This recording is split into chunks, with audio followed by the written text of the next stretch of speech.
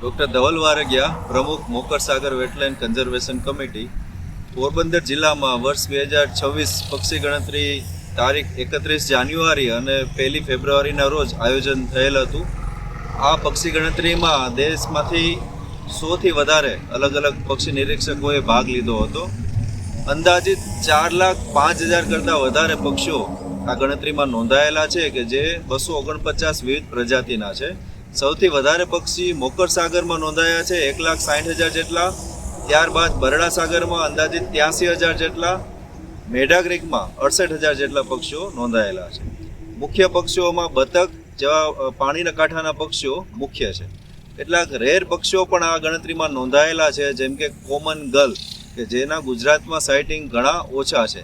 સાથે સાથે ડેમોસાઇલ ક્રેન નામનું પક્ષી ટેગ કરેલું કે જે એવી આશા છે કે મોંગોલિયા દેશમાં એને ટેગ કરેલું હશે, એ પક્ષી પણ બરડા સાગર ડેમમાં નોંધાયેલું છે.